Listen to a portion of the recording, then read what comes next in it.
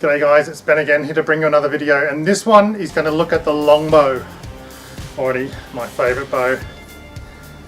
This particular bow is made by a company called the Archery Bosconi in Caboolture, Queensland, and they do a lot of the bows for the big Hollywood productions here in Queensland. I enjoy this bow, I really do. I shoot this thing on a regular basis.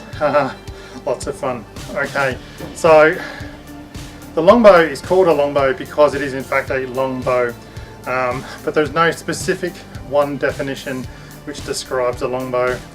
They can be made out of ash or elm, and the oldest examples that we know of is one was found in the Alps in Austria, which dates back to about 2,500 BC, so roughly 4,500 years old, and another one that was found in some English bogs in Somerset that dates to around about 1,500 years BC.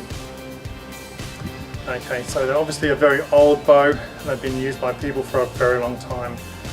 It's very simple construction of a single piece of wood that's been dried and shaped and formed in such a way that it holds the energy, which is then transferred into the bowstring, and as the bowstring is released, transferred into the arrow.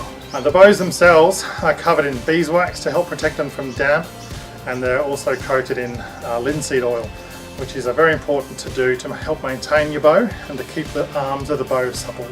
So the parts of the bow are very simple.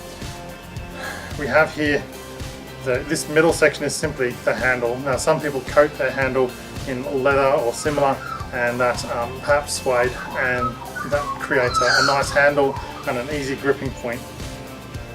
You then have the two arms of the bow.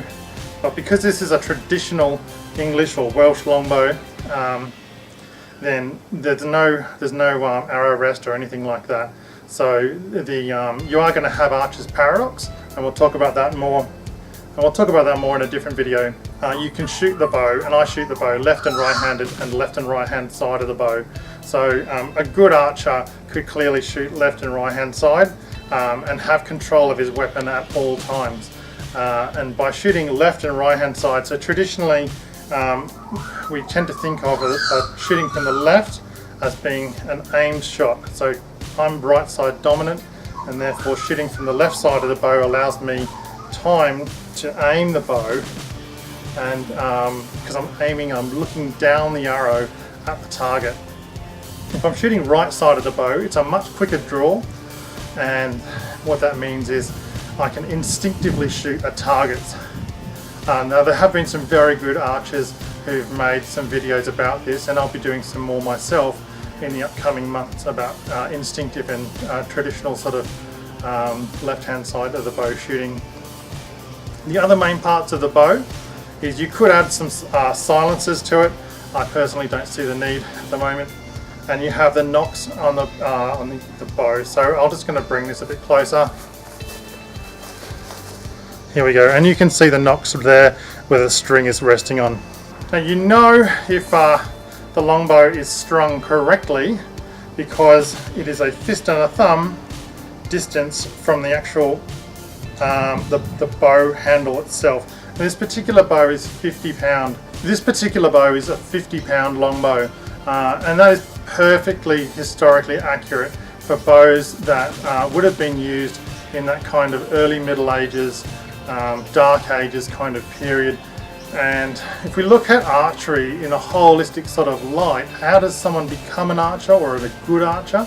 Then we can understand that archery is a skill that's passed down from the grandfather typically through the generations of the family. And young kids would be expected to be able to produce food such as pheasant, quail, etc. for the table, or fish, because there would be plenty of salmon in the rivers. Alrighty guys, so that's the longbow in a nutshell. Thanks for watching. Thanks for watching. If you enjoyed this video, please click the like button. We'll be building this channel approximately 1 or 2 videos every day, so hopefully achieving as many as 10 videos a week that we'll be publishing up on YouTube. We will soon be covering all types of topics across the whole medieval period, from weapons to religion to culture to dress, We're going to look at different societies and cultures and what made them succeed whilst others failed. I'm looking forward to your comments and suggestions. Please leave a comment below, or you can message me direct through YouTube. Please feel free to share this video on your favourite social media platform, whether that be Twitter, Facebook or Instagram. And don't forget to subscribe, as it helps us to build our channel. Thank you for watching. Have a great day.